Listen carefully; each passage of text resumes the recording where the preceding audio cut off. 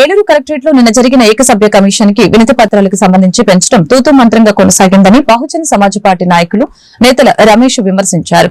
ఈ రోజు ఆయన విలేకరులతో మాట్లాడుతూ ఎస్సీ వర్గీకరణ అసలు ఏ విధంగా చేస్తారు అనే అంశంపై చర్చించకుండా కేవలం వినతి పత్రాలతో వివిధ సంఘాల నాయకుల నుంచి వినతి పత్రాలు తీసుకోవడం ఎంతవరకు సమంజసమని ప్రశ్నించడం జరిగింది. అలాగనే ప్రభుత్వం నిర్ణయం తీసుకుని ఆ నిర్ణయంపై అభిప్రాయం సేకరణ జరగాలని అభిప్రాయం వ్యక్తం చేశారు.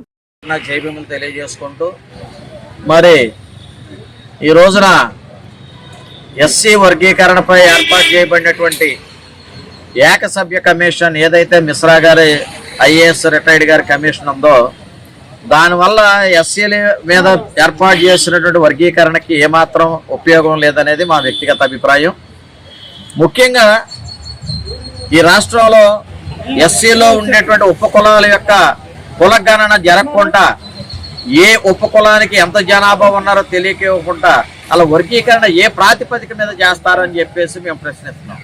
అలాగే మరి పిటిషన్లో వినతి పత్రాలు స్వీకరిస్తాము, అందరిని కూర్చోబెట్టి అభిప్రాయ సేకరణ చేస్తామని చెప్పినటువంటి ఏకసభ్య కమిషన్ తరఫున ఇచ్చినటువంటి ప్రకటనలు కానీ ప్రభుత్వం చెప్పిన విషయం కానీ పూర్తిగా విస్మరించి కేవలం సంస్థల తరఫున వ్యక్తుల తరఫున పైకి ఆయన 1 by 1 తీసుకోవడం వల్ల వినతి పత్రాలు స్వీకరించడం వల్ల వచ్చే ప్రయోజనం ఏంటో మాకేం అర్థం కాల.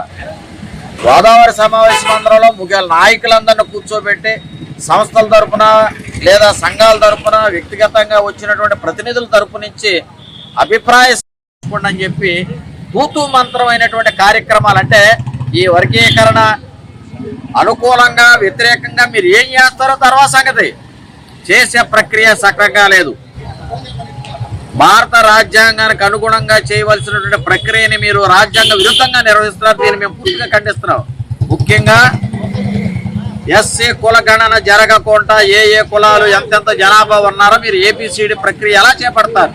కాబట్టి ప్రభుత్వం తక్షణమే స్పందించి ముందు ఎస్సీ కుల గణన చేయండి.